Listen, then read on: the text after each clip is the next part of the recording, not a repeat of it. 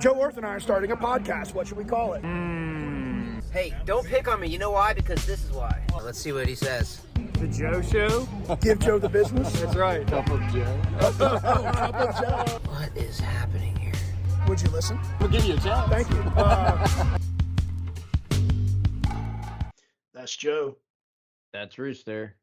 And this is the Together We Shall podcast, episode 49. So close to 50. Good gosh. Welcome to April. April is continuing to affect my nose. What is happening with your pollen? My eyes. I can't, I bought $18 bottle of eye drops. Because I've gone through, it's bad this year for whatever reason. And I'm just eye dropping like crazy. And I thought buying the most expensive brand of eye drops would be beneficial, and even that's not helping. So yeah, I mean, I'm sure you could do a study on how many things we buy that we pay more money for, thinking that we're gonna get what we pay for, and it's a debacle. It's a bust. Although I know that it is true sometimes, but $18, what's in there? Like serum? Yeah, probably Bosch. I think Bosch. Was it Bosch and Lomb? It had the highest reviews on Amazon. The highest reviews and the most reviews. Yeah. 4.5 stars of 30,000 or whatever. I often look at Amazon reviews and how many and what they say, but I also know that I've been a person that's been contacted by Alexa. It's I have one pending. I got an email yesterday. I was like, please remember to submit your review. Yeah. Yeah. And of course, I just said Alexa without giving anybody a heads up. And for those of you that joined our episode a couple back where Alexa from Boston was there, I did give you a heads up on that one. But for those of you that didn't listen to it, maybe now there's just that little spider sense that's saying that you should go back to episode 46 and listen to Alexa. Anyway, I'm going to just keep saying Alexa. Dude, I think we could banter for a while, but I think we should also jump in because our guest has a lot to say, and we haven't seen her in some time. So, what do you think? You think we should just bring her in? She looks anxious, so I don't know. It's you could tease it. Yeah. Now it's wait, people that are listening are like, shit, I got to turn to YouTube and watch it. But yeah, bring her on. Yeah, dude. So without further ado, our episode 49 guest is none other than the Briley Rossiter. Welcome to the show. Hello. Thank you for having me back. Yes, our pleasure. And as always, where are you physically located and why do you think you're a guest on episode 49 of the Together We Shall podcast? So I am physically located in France, specifically the Champagne region of France, known in English as Reims. It's pronounced in French as Reims, which is what? Excuse me? Pardon? So difficult to say, but I am here being a teaching assistant of English for middle school students, and I've been here since October. I will be here through May. And I think I'm on the podcast to share my experiences in this journey, which has been totally new and different and eye-opening for me in many ways. Okay. Yeah. I think I'll accept all of that. Joe, what do you think? Pretty solid, prepared answer almost, but not. Yeah, I was still trying to Google the actual pronunciation because that threw me off, but I don't know. Yeah. Well, people will ask France. us all the time. Yeah, France, but it's Reims. It's Reims, France. And I don't even know if I'm saying France right. But at the end of the day, Briley is in the Champagne capital of the world. As I tell kids and friends, she's teaching American culture and English to French kids. That's what I just go with. This is simple. But I tell you, Briley, I probably, I'll go with 3 times a week. Somebody says, how's Briley? What's Briley up to? Where's Briley? I love seeing her Instagram posts because, Joe, Briley made her own Instagram just for this journey. It's like Briley Moore or something like that. And they all want to know. So I was like, bro, let's just get her back on to update everybody on all the things. So here we are. The things, it's like when you type it THING, big S. Yeah, there's a lot of them. There are. Where do you want to start, Briley? I don't know. It's crazy because I talk about this with my friends who are also in the program, but from the beginning of arriving here, I think I have a post on Instagram from being here maybe a week, and I say, I don't know if I've been here for 3 days or 45 years. Like it feels like every day is so rich with interactions, and the days are so long and the weeks are so long, and the time passes so slowly, which I'm really grateful for. I think a lot of times when you're having this like highly anticipated, exciting experience, it feels like the time rushes by, and I have not had that experience. And part of that is, I think, the ability to be so present in the experience, because all of the like basic comfort that you experience in day to day that you don't even realize is comfort, like going to the store and ordering something in English, that's not here anymore. So I'm really forced to be present, and that's something I need as someone who can be really up in my head about things. So I guess I say all of that to just say that there's a million things I could say because it feels like I've been here for a lifetime somehow. Uh, yeah, but that's cool. I think that's an advantage. Okay, well, that's fair. Well, then for the listener that's not tracking, you went to the University of Wisconsin at Madison from 2019 to 2023. And then after a few months back in Virginia with mom and I and Camden and getting him off to boot camp and all the things and graduation, you went on your gap year experience. And so for the listener that's not aware, Briley left Virginia in October and she's now been in France all the way up until now, April, and she'll be there for another 6 weeks or so. And what she's highlighting is how slow the time has gone since she arrived in France, which is different from the American way of life, which is fast paced, nonstop. So I love that you've been present enough to realize that. But of that, what is standing out to you? I mean, if you as you look back on since you arrived, and as you look back on the last time the guests heard you, which was episode 2 of this podcast, so many things have happened by way of meaning and engagement and relationship and you embracing curiosity. Like, how do those things show up now as you pause to look back?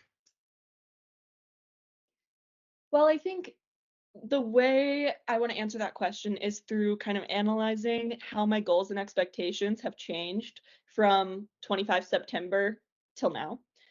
And I think going into this program, I was excited to travel. That was like the thing I was most excited about because honestly, as an American, as a young American who had pretty much, for all intents and purposes, never left the US, I was super excited about the idea of Europe. I had this extremely glorified, amazing vision in my head of what being in Europe would be like. So I was totally ready to travel and embrace that. And I think that remains true in the sense that I want to travel and experience as much as I can.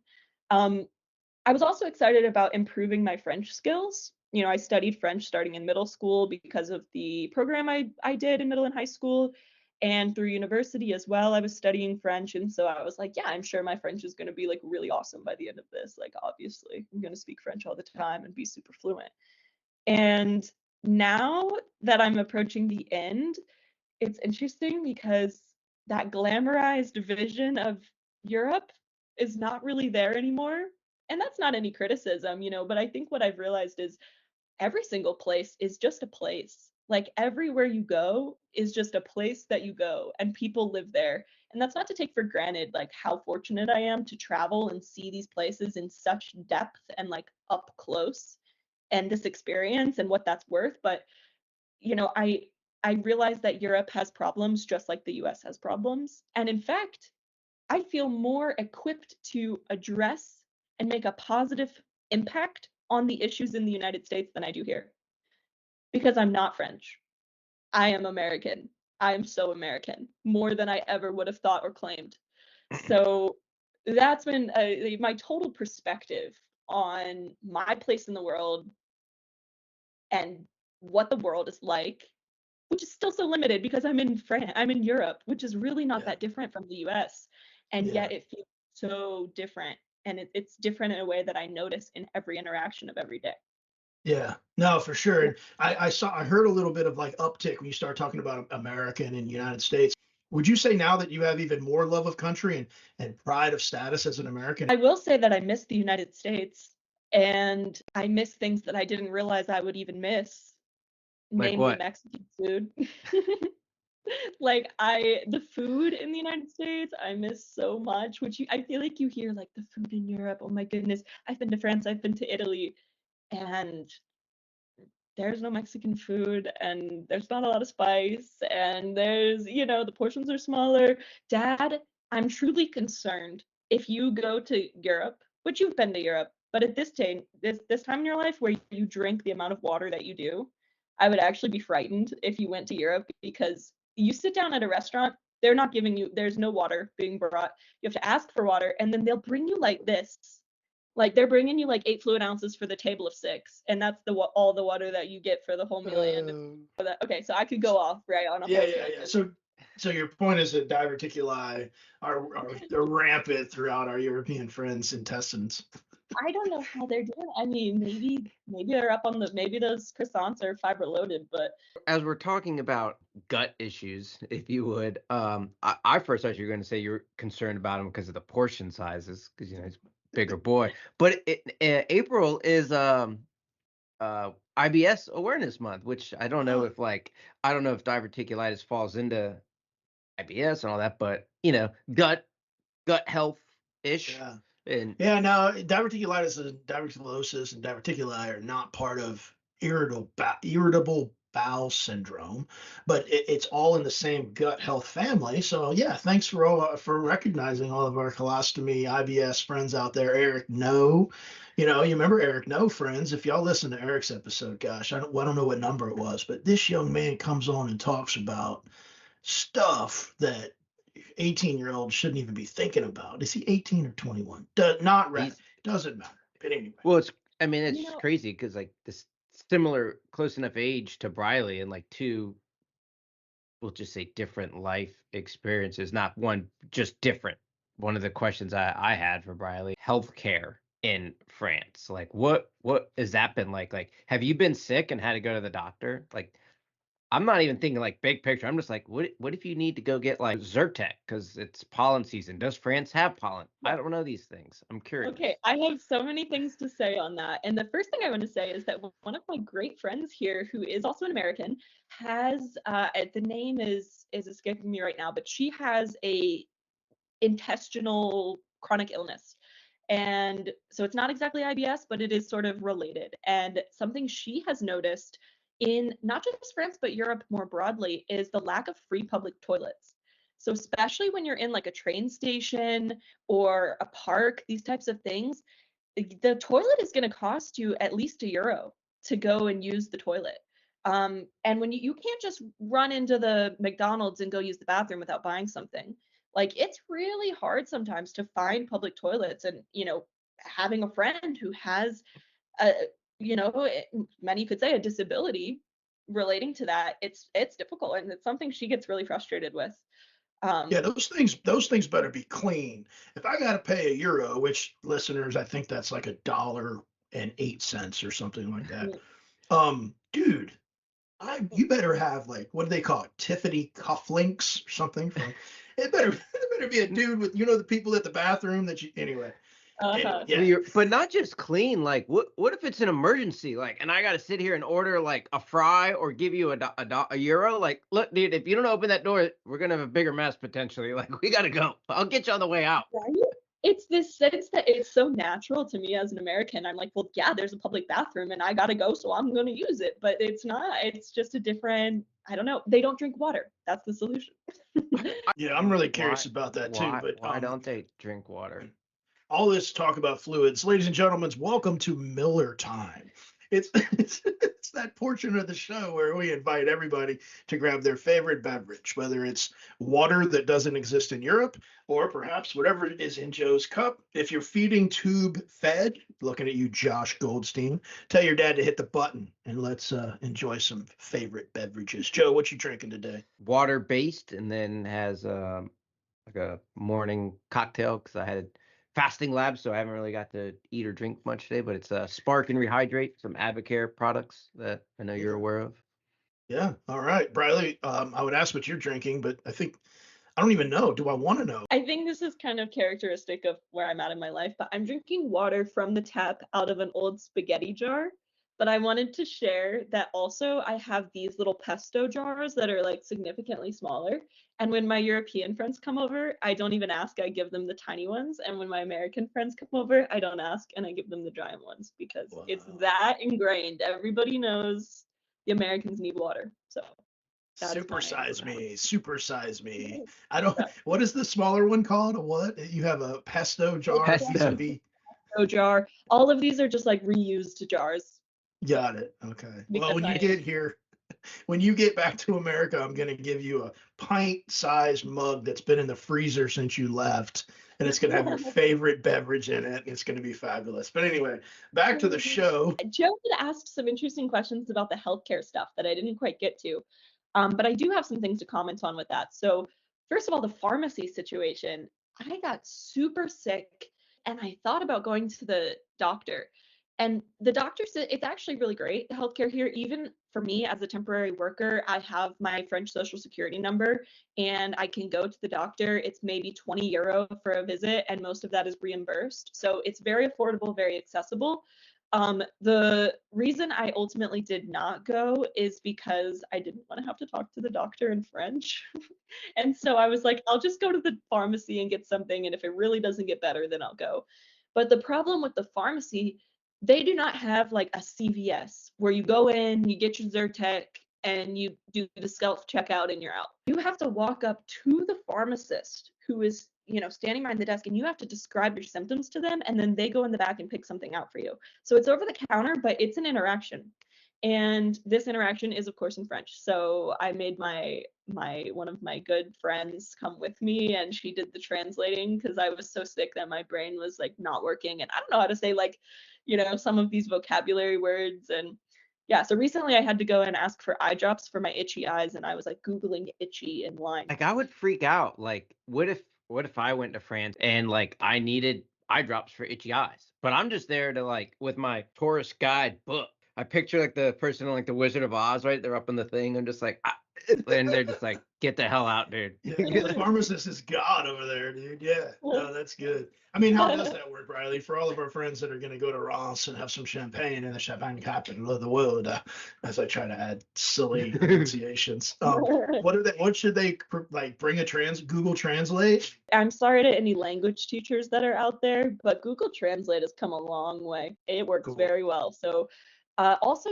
I've been surprised by the number of people that speak English, at least like conversational enough English. And I've also been really fortunate in the interactions I've had with people. Like, people are patient and people are kind. I think I had this that I was told coming to France, oh, people are rude, and French people are rude, Parisians are rude. They're not going to be patient with you if you don't speak French. That has not been my experience. And granted, I speak enough French that I can try. And if I'm struggling with something, they're more patient because I've been trying. But I think as long as you are not entitled and not, rude and not hasty with things, people are patient with you and will use the English skills that they have to help you out. So. Well, that kind of gives me an opportunity to go two ways with this. Let's roll the places you've been into what you observed by way of accessibility during those travels, and start wherever you want. But the end state is the listener will know all the places that you have had a chance to visit outside of Ross. Got my map up. Yeah. So the really amazing thing, among many amazing things about this job, is we have about 4 to 6 weeks of work and then 2 weeks of vacation. And that is how the French school system works. And then they have a shorter summer break than what we have in the US. So as an assistant, that's awesome. And I've had so much time to travel. So for that first break, some friends and I visited a town called Lille in the northwest of France. And we took a day trip to Belgium, specifically Bruges, which was really cool. We had Belgian waffles and fries and beer and all of that stuff. An uneducated person that I am has to ask, what is a Belgian waffle called in Belgium? Just a waffle, right? Or is it something completely different, like a pancake? So it's usually in the language that they speak. And the thing about where we were in Bruges is some places in Belgium speak French, but Bruges not so much. So it's a lot of Flemish, I believe. I don't remember. I'm constantly proving the American stereotype of not knowing geography, and I am constantly humbling myself day after day. So I'm not I going to even just try, but I just love that you said Northwest French and then day trip to Belgium. I'm like, look at this girl. She knows where she was and where she I went. found Lille Ryan, Yeah, because of yeah, her cardinal direction. yeah. yeah, No, that's good. Um, Okay, so what is a Belgian waffle in Belgium? I don't know, but I know that in Paris, the French onion soup is just called onion soup. Okay, So there's that. But it's actually like soup aux oignons or something. So usually it's in the language and it's not going to say Belgian waffle. So okay, all unless right. if you are seeing a place that says Belgian waffle, probably don't go there because it's probably for the tourists and it's going to be more expensive and not as good. So, Copy. All right. uh, So, so from Belgium, I mean, well, that's wait. I'm sorry. oh yeah, Accessibility in Belgium. Accessibility. Anything you noticed? I know you went to like a yeah. church or you saw like you saw something really Yeah, powerful so there. okay, well let me just do an overview that across Europe, when it comes to accessibility, and when I say across Europe, this is limited to the places that I've been, which I will get into in a moment. But every place I've been, I've noticed, there's cobblestone streets, or there's smaller streets, or there's steps that don't have elevators because the buildings are old and so they can't get a permit to put an elevator in. Those types of like accessibility for people with mobility limitations, there's like problems pretty much in every place I've been in Europe. And it's those types of narrow streets, old buildings without elevators, steps to get into buildings. I was doing a little bit of research for this episode because I wanted to provide you with real value. And so I was reading this article, and I just have to flex a little bit. It was a French article, so I'm really giving you the authentic French knowledge over here. Basically, this was a disability advocate who is French, and they're talking about how the definition of accessibility is different in Europe than in the United States. So first of all, there's no ADA. There's no Americans with Disabilities Act or Europeans with Disabilities Act. There is legislation about accessibility, but it seems to be a bit more broad. And again, you have this historical context that dictates a lot of the structural accessibility. You can't just implement ramps and elevators into thousands of years old, historical sites. So you have that. And then also, something as small as in Europe, the definition of an accessible entrance is having up to one step into a door. To like, it can have a step and still be considered accessible. Whereas in the US, it's not seen the same way. So, and there's no curb cuts. That means that you have to have somebody with you who can lift your chair over the hump, or you have to have the type of chair where you can lean back, kind of pop a wheelie and get up yourself. So in Europe in general, we see this more medical model of disability, which basically means the person with the disability needs to navigate the world for able-bodied people, rather than this social model that we have, or at least are trying to have in the United States, which says that the world should make accommodations to include people with disabilities. So how is a person with a disability going to achieve ultimate autonomy if they're in a motorized chair and have no way of getting on the curb or getting into the building that has the one step but is accessible, because if their caregiver was there, they could theoretically lift them up. So Dude, that, like yeah, there's a lot there, man. And this thing about historical buildings and 1,000-year-old steps and cobblestones and like you're talking about a complete infrastructural rehaul for the continent of yeah, Europe and perhaps every other continent that's out there other than North America. And let's be specific, North America isn't all accessible. I mean, we're talking about the United States, a small portion of North America. So, gosh, what perspective. Does it make you sad to know that it will never be accessible to the scale that we may have here? Like, how did you emotionally respond to the reality of that? it is frustrating. And it's frustrating because it feels like I don't have a solution to this kind of problem. My friend that I mentioned earlier is going to graduate school for urban planning. So she thinks a lot about the way that cities are laid out. And, there's some ways in which European cities are more accessible. So when you think about, for example, public transportation, A lot of European cities are less car centric, which can be really helpful, especially when you're talking about people who can't afford to have a car, like me as a young person. It's awesome to have public transit and also the environmental impacts of that. So Yeah. there's Yeah. pros and cons. And I also do want to say, I don't want to be such a doomsday person about this. Like, if you're someone with mobility limitations and you want to visit Europe, there are amazing resources. Maybe we can list a few in the show notes that I saw when I was doing my research. There's really great manuals and, blog posts about how to travel in Europe and how to make it accessible.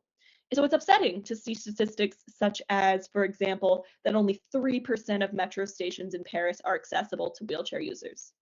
And there's only one metro line out of, I don't know, a dozen that is end-to-end accessible from a mobility standpoint. Okay, that's upsetting. I mean, that is really a limitation if you're traveling to Paris, because Paris, don't bring a car. Like, they're trying to crack down and make it car free by, I don't know, sometime in the next decade. So, okay, what do you do? Well, it requires a lot of forethought, a lot of planning, a lot of research, and that's something that people with disabilities are very aware of, and their caregivers are very aware of. And so that sucks. That is really frustrating. But I don't want people to feel hopeless about that, because there are ways, and there are cities that are more accessible than others. Okay, so you talked about going to all these places. Many of the places you use public transit and trains and all the things to get there.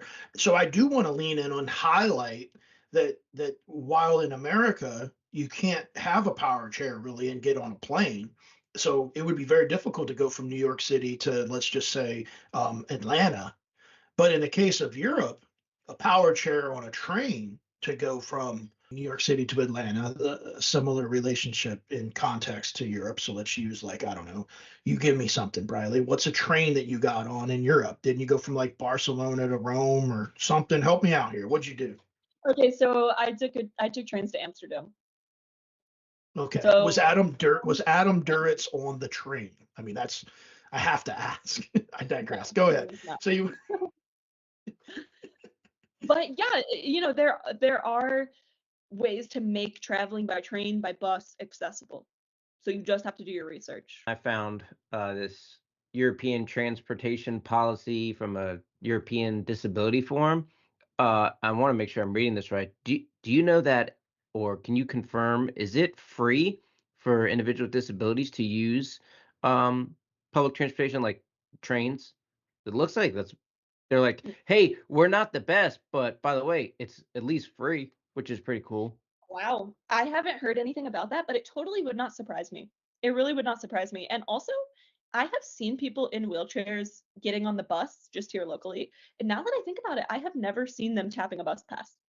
So it could be something that extends even to local transportation. But I do know that something I came across, which would make sense to that point, is that you have to submit documentation, sort of logging or proving your disability to these public transportation things. So if you're going to take the train and use it for free, I guess you need like a doctor's note proving that this is legit. So that in some ways that's a barrier, but that would make sense if that's sort of their process and you have some sort of documentation you can show when they come by to scan your ticket. So Yeah, Yeah. no, that is insightful. So you gave us the general look at accessibility, but I keep wanting you to tell the stories of the places you've been, because people yeah. ask me all the time, like, what's Bradley doing? I'm like, well, nobody feels sorry for her because she spent New Year's Eve in the Colosseum. Like, Yeah. come on, Okay, well, yeah, please don't feel sorry for me. Like, this is an amazing opportunity. It was more in the context of, oh gosh, Briley, she's not with family at Christmas or at the New Year's. Poor Briley. I'm like, no, stop. Yeah. Anyway. Okay, to continue on with my travels, after Lille and Bruges, I went to Madrid and stayed with a friend from college for a weekend. And that was my first experience really outside of France. I spent the day in Bruges, but even that, it's similar-ish to things I was experiencing in France. So I went to Spain. That was different. It was warmer. It was beautiful. I loved the food in Spain. I loved the people and just the overall like attitude that I felt there. They talk about like Southern European pace of life, and I totally felt that. even in a city as big as Madrid. And then I took a train to Barcelona for a holiday in Because the Spain. city's a drag. Yes. Why did you have to? Yes. Listen, Listener, I love the Counting Crows, and one of the lyrics is he says he's going to take a holiday to Spain, and he's going to take a train to Barcelona because the city's a drag. And I just loved when Briley sent me a picture on the doggone train going to Barcelona. Go ahead, Briley. At 200 miles an hour. That's a whole nother song. Yeah, like, but I mean, it's so cool, and it is not lost on me that I'm like, oh, okay, I'm hopping on the train to Barcelona. Like, whoa, okay, that's extremely awesome. So, I went to Barcelona and really loved Barcelona. Really, really loved it. If you have a chance to travel to Barcelona, I would highly recommend it. It might be my favorite city that I've visited. During my time in Europe, the architecture is incredible. It's all of the things with Gaudi, if you know, he's famous architect. Slash artist. We went to the Sagrada Familia, which is his sort of cathedral, as well as seeing some of the houses that he's done, and just in general, it's a really, really beautiful city. The Gothic Quarter it's just cool. It was cool, and again, the food was amazing. The energy was amazing. Uh, I tried the kind of local Barcelona cocktail, which is called vermouth or vermouth, but it's not the vermouth you might be thinking of. It's basically like a wine liqueur, and it tastes kind of like Coca-Cola, but it was amazing. It's like the best drink I've ever had. So if you come across that, if you come across patatas bravas, all of it, amazing, so good. So that was cool. And then back to France for a little bit. And you know what was interesting is coming back to France after being in Spain was, I would note that as like really a shift in my mentality about France. Because up until that point, I was still like, whoa, okay, I'm in France. Like, this is crazy. I was still a bit nervous about speaking in French at times, still really getting acclimated. But when I came back from Spain, where I don't speak a lick of Spanish, we were fortunate. I traveled with one of my friends from Uruguay, so she was able to be our tour guide. But uh, I don't. I felt really out of my element there. So coming back to the Paris airport, I was like, oh my goodness, thank God, this is easy. Okay, I'm back in Paris. Whew, like back home. It's like, what? Okay, that's crazy. But it really did, coming back to France that first time really did feel like coming back to a place where it was safe, and I was really comfortable after that speaking French. I was like, okay, I know this. Come on, like I know way more French than I think I do, and that was nice. And that perspective has lasted since then. Now, you said you went to Spain, and you mentioned going to Madrid and taking a train to Barcelona. Then you flew back to Paris and took a train back to where you're at in Ross, correct? Okay. Yes. And now, since arriving back in and having this perspective shift, another thing I think occurred, if my chronological understanding is right, you became, I guess, what the Europeans call a nanny of sorts. Is that correct? Yeah. I was sitting at the bus stop on my way to downtown to probably, I don't know, get a pain au chocolat or something like that. And there was this woman who approached me and asked me in French a question about when the bus would be coming. I responded, and she immediately clocked my accent, as everybody does. Excuse me. Humbled. Some of our listeners really like to hear it when you speak French. So can you give us the conversation as it unfolded? Okay, so she was like, "Le bus arrive à quelle heure?" Like, okay, so when's the bus getting here? And I, told her whatever it was. And well, what did you say? What did you say? Oh no, c'est presque arrivé. Okay, it's almost here. Then she said, "Vous n'êtes pas français, so française. You're not French." And I was like, no. They love to tell me that. They love to okay. Okay. So I told her I was American. Je suis américaine. Je viens des États-Unis. I'm American. I come from the United States. Okay.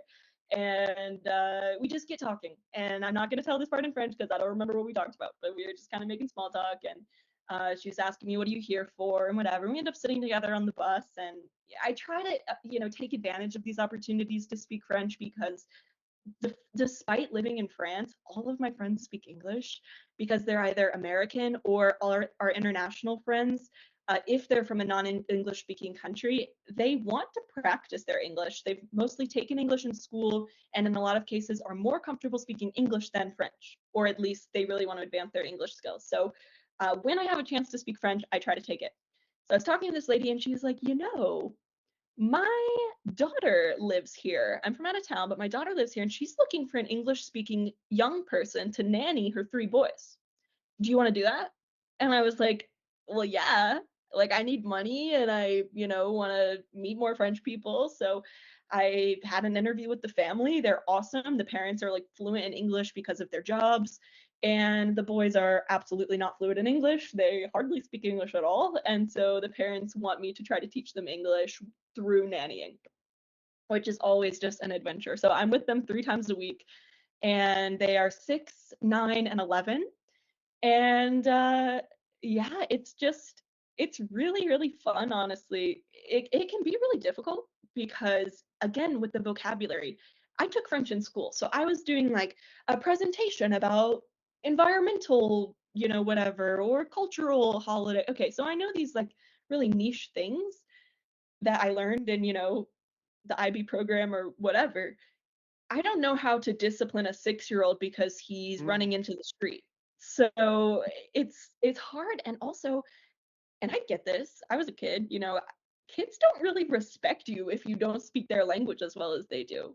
Like, honestly, like, they think I'm kind of dumb. They don't understand that I speak English really well and I speak French. And so I say something and I make a mistake. I say, tu connais le règle, you know the rules. And they say, bah, mais c'est pas le règle, c'est la règle. Like, I said the masculine when it's supposed to be feminine.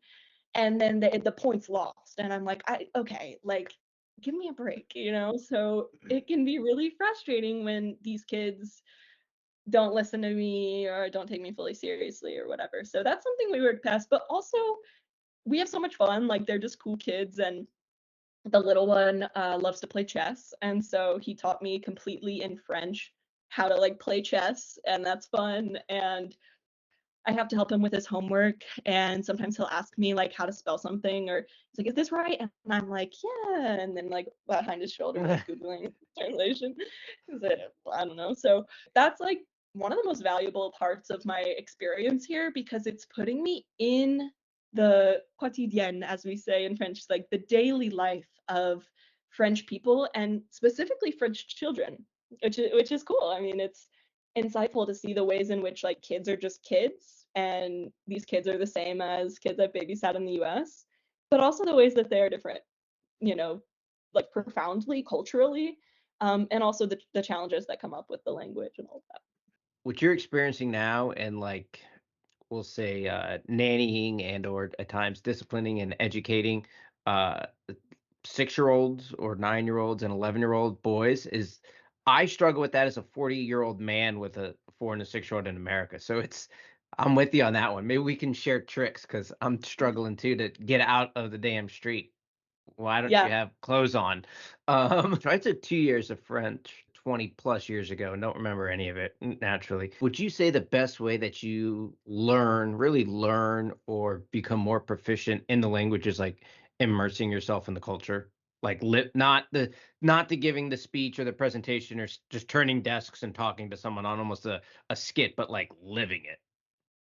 I think that's probably true, and I've heard that so many times. Like that's what people believe is the best way to learn language, and I think that's probably true. And I don't know if you can even consider me immersed in it because in my daily life, in my personal life, in my friendships, I speak mostly English. So the contexts in which I'm speaking French are in front of a room of 30, 12-year-olds, or with a 6-year-old, or at the grocery store. So it's really these specific situations. I did have an incredible opportunity when during one of my breaks, I went to Grenoble, which is in the Alps, southeast of France. And I went with my friend who had done a study abroad program there previously. We stayed with the woman that she lived with during her homestay program.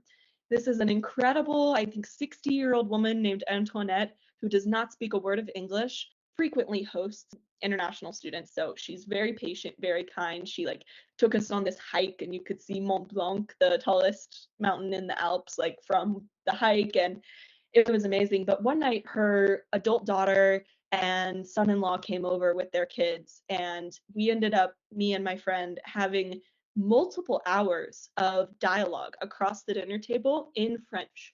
And the son-in-law is studying physics or something, at university, he's a professor or something like that. And so the conversation was high level. It was really enriching and interesting. And there's been a few moments like that where I can remember being here and having really in-depth conversation in French. And it is exhausting, but it is so valuable. And so those are the moments where I feel like I'm actually improving. Otherwise, like as far as my language goes, I feel like I've improved mostly on the front of confidence. In the past, I was like timid to, speak French in class or whatever with all my fellow Americans. And now I'm getting in front of the scariest audience in the world, 12-year-old children, and speaking French, in this professional instructional context. So, and they're native French speakers. So I'm not scared anymore. I still feel timid at times, but any type of ego that I had, I've lost. Like I'm gonna embarrass myself so many times here, and that's just the way it is. The no ego amigo, I feel like it has to happen when traveling for sure. It's crazy because at your age, your dad and I were traveling, but not in this type of experience, right? And like I wish that like I'm not saying I would do the last 20 plus years of my life over again, but maybe I'll just be a late bloomer and get to go and semi follow in your footsteps of Europe. But like the learning customs at and like courtesies and the culture while you're living there is almost a 180 of the situation like I or your dad might have been. You know what I mean? It's like no matter what, I'm leaving this place and hopefully potentially never coming back. And it's a different environment, but like still having to learn and understand the culture and the customs and the courtesies are all classes like Marines get before going overseas. It's just it's a different perspective, but it's really neat to hear that like needs to happen in the way that you're doing it. Yeah. Yeah, and it is a a learning process because as I've said many times, I've been embarrassed and that's just the way it is. You have to just kind of get past that. But like one thing with politeness in France, it's a big deal, and especially these sort of formal courtesies, like you call people madame and monsieur. Like you don't really say sir and ma'am outside of the south of the United States, but that's a really big thing here, as well as when you approach anybody, you're walking into a store, you're walking up to ask someone for directions on the street, you need to say bonjour before you start speaking to them. Even saying like excusez-moi, excuse me, that does not suffice. It is really a formal courtesy that you say hello before you approach someone. Huh. And I know this, and I knew this coming into France, but I had a mistake. I was getting on the train and I was looking for my seat. I was probably flustered as I usually am, and I walk up to this man in a suit looking very professional, and I saw that was my seat, and I said, "Oh, excusez-moi, c'est ma place." Like, excuse me, that's my place. And he looks at me and he goes, "Bonjour," like in a really like frustrated voice, and I was like, "I'm just a girl, and this is a businessman. Put me in my seat. Like, I can't do this at 8 a.m. or whatever." Um, but people call you out, and in France in general, they're not afraid to be direct. They're not afraid to they're not going to back down first. So if you're getting into a little tussle or an argument and you back down, then they have won. So you have to kind of go toe to toe sometimes, and uh, that's not my nature at all. So Yeah, that's very insightful. I mean, I guess if I'm in French and I get myself in a tussle, I just need to start at square one. Bonjour. And It seems see like where they're like, start wouldn't you say, over. yeah, hello, you're in my seat. yeah, You could it's almost I guess obviously your tone would change or would impact it, but like a little passive aggressive could be seen, at least from like an American eye.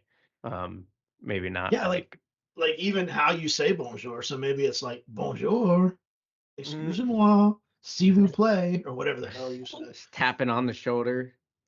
Yeah, Yeah. yeah. So I don't know. It's interesting to learn those types of social norms along the way.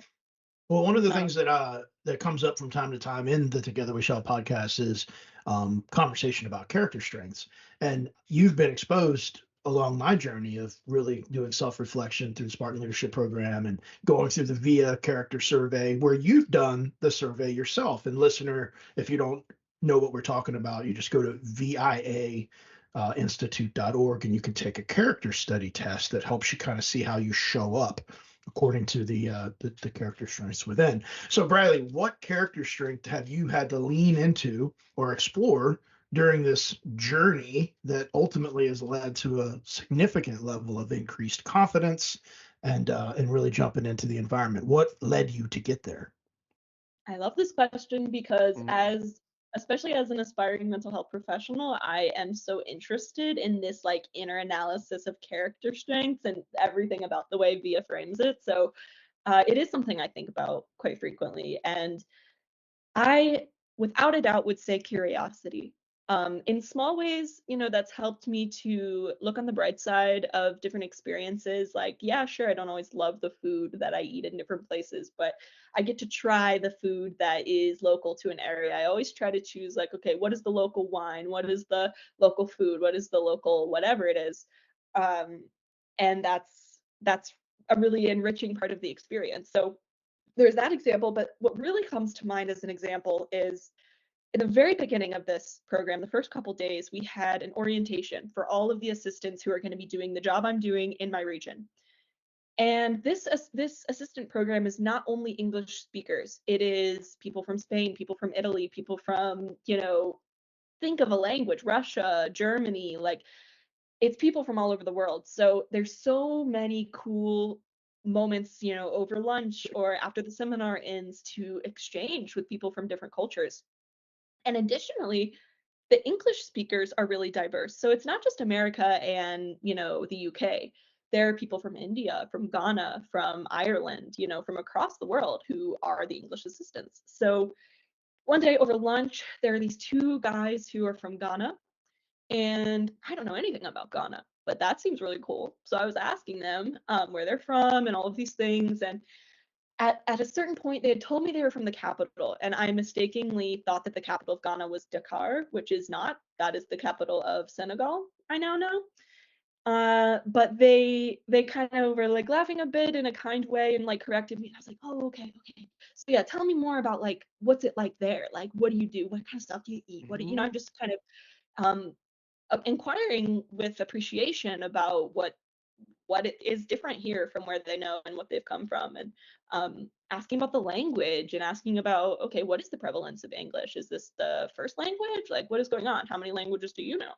So I was having this conversation, not really thinking much of it other than that it was a cool opportunity to learn.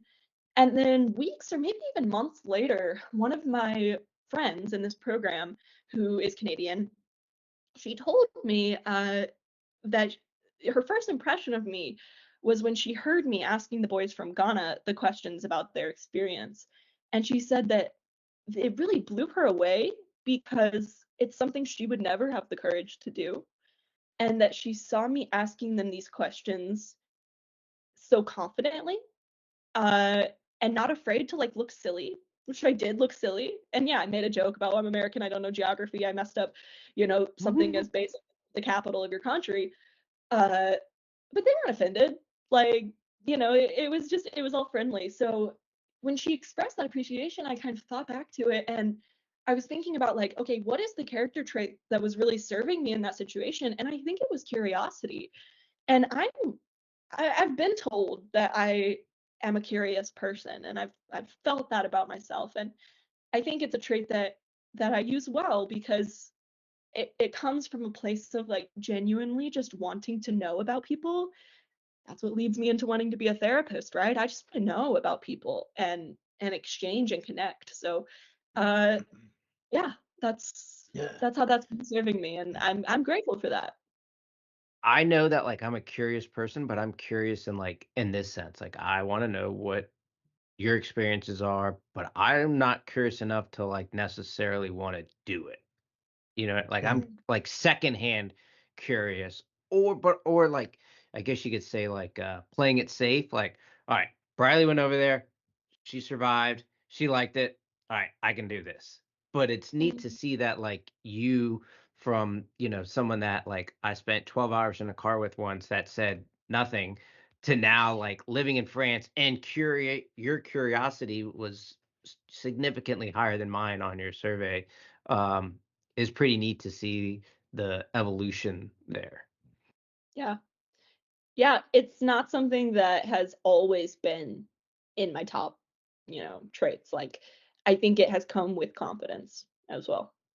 Yeah, and actually leaning into courage. I mean, courage is also one Sure. of the strengths, and Yeah. um, we're not getting into psychoanalyzing Briley here, but like you have had to embrace courage even when not wanting to. And you talked a lot about this in episode 2, growing up with Ainsley and the journey that that was, and then leaning into applying for colleges outside of your state and then actually accepting an invitation from UW-Madison to go there. Like that stuff takes courage. And I think with that courage and developing of that, it gives you courage to lean into physically and mentally lean into your curiosity. So ultimately, it's all connected in a really, really beautiful way. And I love that you're having these perspectives because it leads me into where I want to take the rest of this conversation, frankly, with, and you alluded to going into this mental health space. So for those that don't know, you have a psychology degree from UW-Madison and a couple of associate's degrees and things. And now after this gap year, you've decided to really lean into the next stage. And so recently I saw on social media you share with the world, but please get into details. What does the fall look like for you and what drove you that way? So I applied before I came to France for a Master's of Social Work program at George Mason University. And specifically, this is a dual degree program that is both a Master's of Social Work and a Master's of Science in Conflict Analysis and Resolution with the Jimmy and Rosalind Carter School for Peace Building, I think. I might have gotten that name slightly wrong, but it's something along those lines. Uh, and I was accepted. And actually, the story of how I was accepted was really crazy because I was in Amsterdam, which I never finished telling you all the places I've been. We might have to circle back to that, but I was in Amsterdam, waiting for the midnight bus to Paris, which is such an one of those things that I say it and I'm like, that's crazy that that's something that I've casually done. But I was in this station, my phone had 3%, and after months of waiting to hear back about my application, decision, I see the email pop up in my inbox, of course, at this moment where I can't check it because my phone's about to die. So I had to charge it at the station, whatever. Okay. I open it up and it was an acceptance to the dual degree program. And it was just such a cool and surreal moment to be like standing there completely alone at midnight in Amsterdam, about to get on a bus to Paris, and just feeling really grateful, but also really aware of how much in my life has changed since graduating college. Um, and just yeah, the state I'm in right now. So it's interesting, but I'm looking forward to starting that program in the fall. And being here in France, it has given me a new perspective on teachers for sure. Like, shout out to any teacher or educator who's listening to the podcast, because I used to think when I was a young kid that I would want to be an educator. And after having my toes dipped into the water here in France, I know that it is outside of my capacities. So I have so much respect for anyone who's a teacher, and especially people who are teachers and parents. Um, I've worked more with kids in these past months than I have in my whole life, and it's been really awesome, but it's also so draining. So respect, and I'm gonna go be a therapist instead, which is draining in its own way. So Where is George Mason geographically located? Northern Virginia, about let's say 30 minutes outside of DC. Um, and yes, so the point of the program, as I kind of mentioned, but just to like make it really clear, with a master's in social work, you can become a licensed clinical social worker and work either in private practice or in other capacities as a direct counselor doing mental health therapy. And that is what I at the moment would like to do. But what's really cool about this dual degree program is it gives you really a conceptual knowledge of conflict on all scales. So starting from interpersonal conflict, domestic violence, going up to gender-based violence, community-based violence, all the way up to, conflict between nations, between religious groups. So I've always been really interested in conflict because I'm very averse to conflict and violence by nature. I've also done some work, in my undergrad years with working with the domestic violence shelter and things like that. So it's something that I'm really interested in understanding the origins of, and perhaps, whether I bring this conceptual understanding into my practice in therapy, or I switch along the way and decide to do something more in like the nonprofit or like social welfare space. I think this degree really sets me up to do that. And like I said, I think I feel this new sense of empowerment about my agency and my ability to cause positive social change in the US after living in France, where it really feels like I am just kind of a fish out of water. I don't know the systems here. I don't know the language in the level of detail I would need in order to really dive in on these issues. So yeah, I'm super excited for the next step for me. Yeah, the next step is exciting, and it's exciting to also hear that you'll be in, Northern Virginia, the National Capital Region, because we come up there in late October, as you know, for the Marine Corps Marathon, and it's been a goal of mine every episode to pitch the Marine Corps Marathon. So I was waiting for that opportunity. So if you're listening or watching, maybe you'll get to see Briley in October in DC, in our nation's capital. If you're interested in participating, Joe at Ainsley'sAngels.org. Now, the pitch over the program, does it run what would you like, concurrently? So the first year is going to be entirely social work courses, because I got to get those generalist courses out of the way and also start my practicum, which begins first semester and goes second semester as well. So I'll actually be doing field work, internship type stuff from day one, which is really exciting. And then the second year is a mix of both, but really heavy on the conflict analysis stuff. I do the bulk of my coursework with the conflict program during that second year, and I am not doing a practicum during that year. And then third year, I will finish up my specialized practicum and have kind of a combo of, I almost said French classes. No, I'm not taking another conflict classes and social work classes. Man, that It's sounds so like a lot. 3-year program. It is a lot, and I'm actually so terrified because I work 12 hours a week here, plus like the work that I do babysitting and lesson planning and stuff. But it's a leisurely way of living, and I'm a bit nervous about what this next year is going to bring, but I think I'm ready for it. I feel recharged after this gap year, and I'm excited. I'm genuinely excited for what I'll be learning and doing. There's more water and Mexican food in Fairfax, Virginia. So Yes. Yeah. And American soil, we're going to the Mexican restaurant. Yeah, and for all of our friends out there who are of Spanish descent and Mexican descent, what we're really referring to is Tex-Mex. So I don't need emails to podcast at ainsley'sangels.org telling me all about the non-Mexican food that probably really is missing. So That is fair. I would love to have authentic Mexican food as well if I can get my hands on it somewhere in Northern Virginia. yeah, I'm sure there's a place. I mean, like Mom will tell you, her exposure to the true melting pot of America was on Route 1 in Alexandria, Virginia, when we walked into a Popeyes fried chicken place or a Taco Bell or something, and we were the only white people, and we were the only English speakers in the place of about 20 people. And when I say that, I also want to say all the other people in there were all in their own cosms, if you will. In other words, just like Mom and I could say we were the only white people that spoke English, there was a family that said we're the only people of Indian descent who speak Indian. And it was just like everybody was in their own piece, but we were all in there wanting some Louisiana style fried chicken or bean burritos, which is Tex-Mex. So I digress. So like given that whole melting pot idea, you never told us all the places you've been. So what else? What's going on? Okay.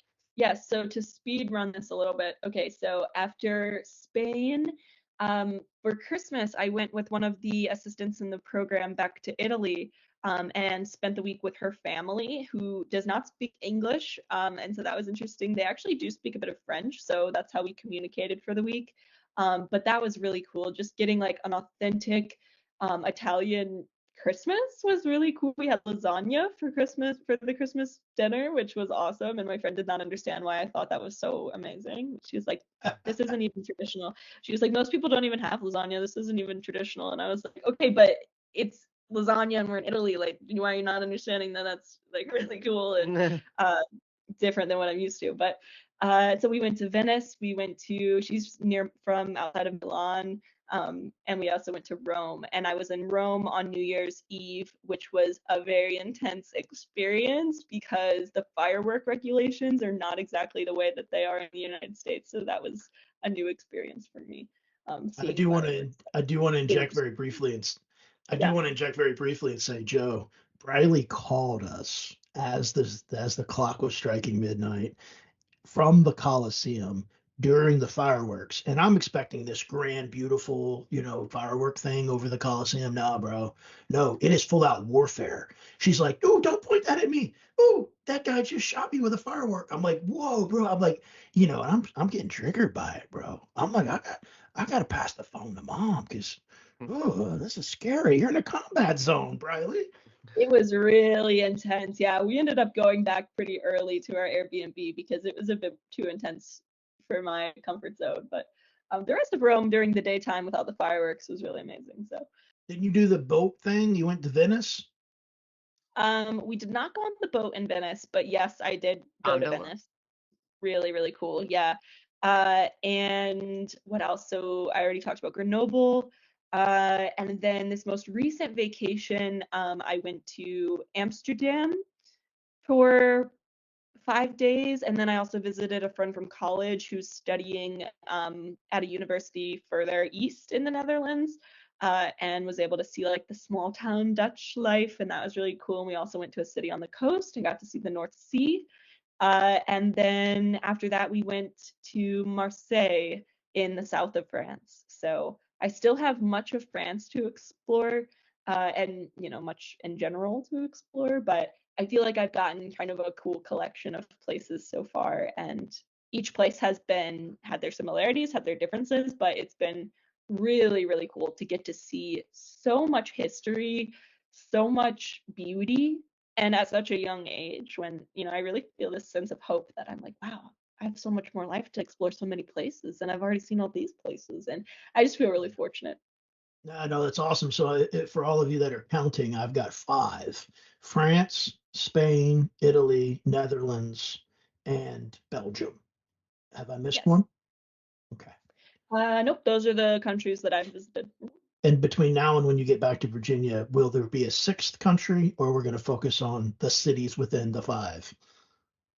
So I am planning a trip to the kind of Normandy area in the northwest of France. So I'm going to be doing that during our next vacation, and not sure if I'm going to make it outside of the country because I do want to focus on, getting to see France while I'm here and really going in on that. So And are we talking potentially the beaches of Normandy, like to that degree of Normandy? Wow. yeah, right, yeah.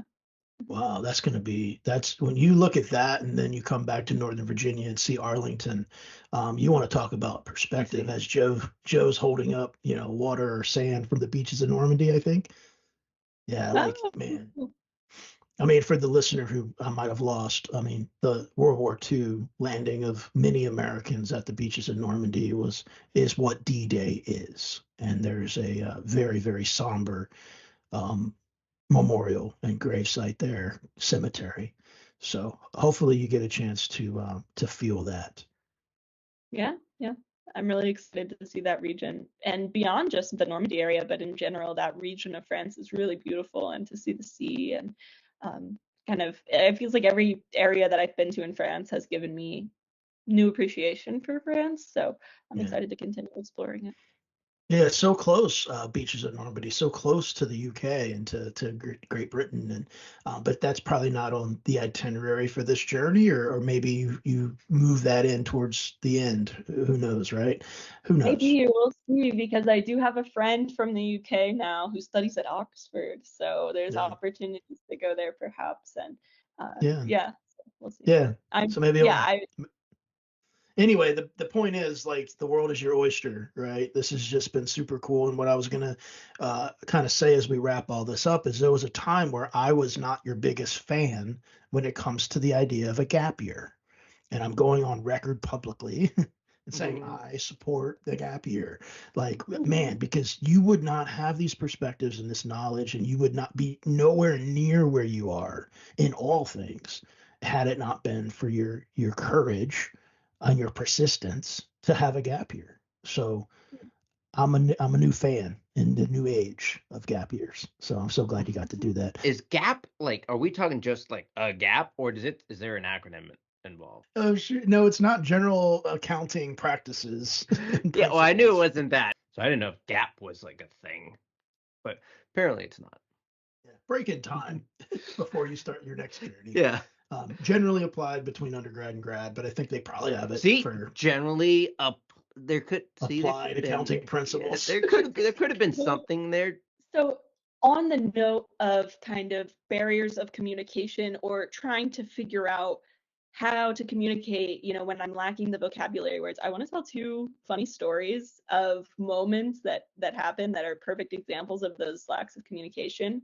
The first being early on in my experience here, I was at a store. It's similar to like a Target, and I really needed a cart for my stuff because I was like getting a lot of stuff and needed somewhere to put it.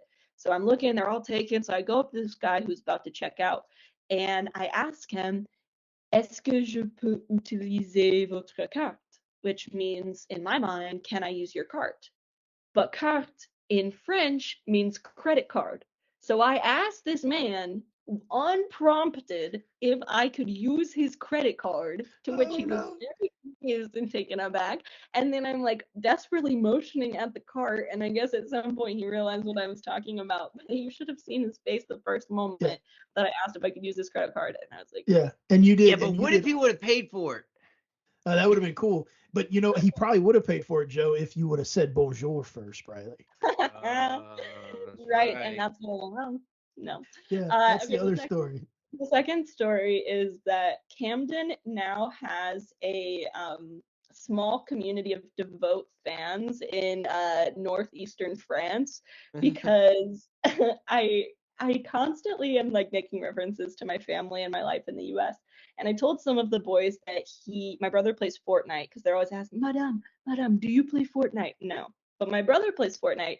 And I told him that, once he had like made money or whatever, to which they were just absolutely in awe and prompted follow-up questions. So then they were asking, Madame, does your brother know Mr. Beast? Which, if you don't know, Mr. Beast is like this. He does YouTube and he's really popular amongst like young boys and all of that. And in French, there are multiple ways to say no, okay? And one of them is like know of, and one of them is like no, like you met this man. And so I accidentally told like 10, 12-year-olds that my brother met and knows personally one of the most famous children's YouTubers in the world. And they were just truly in awe. And then I've had multiple times boys from other classes and other grades in the school come up to me and ask, like, is it true that your brother knows Mr. Beast? Like that he met Mr. Beast?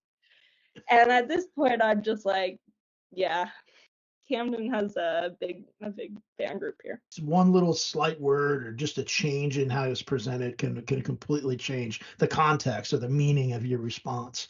It's so very true and so easy to misunderstood. And for those of you who don't know Camden, episode 38, Camden was our guest, and it's a great show.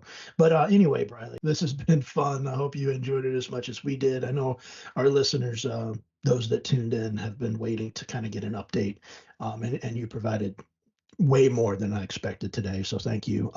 As always, we like to pass the mic and let you close us out to the credits. So what do you want to leave the listeners with? Although it's extremely interesting and I feel so fortunate to be here, it's not always easy, right? There's been challenges that have come up. And as I said earlier, it has given me a new appreciation for the United States. And I am so excited when I return to the US to travel more in the US, to explore the cities that I've already been to through these kind of the eyes of a tourist in a way. And like, now that I've kind of seen what's out there in the world, I'm also ready to go back home and maximize, all of the potential that is there. And also to try to connect more with international people living in the United States. I love all of my international friends that I've met here. That's been one of the most valuable experiences. So I'm excited to go back and seek out cultural exchange, seek out tourism within our own cities in the United States. So I would empower the listeners to also take on that kind of childlike excitement and curiosity back to your daily life in your own towns, because you don't have to be in Europe, working as a teaching assistant in France to have those enriching observations and experiences. You know what? I got enough. He's in charge. We're done. This was good. Yeah, we're done here. The structure of this building has reached its capacity. Find your people, and if they make you feel sexy, even better.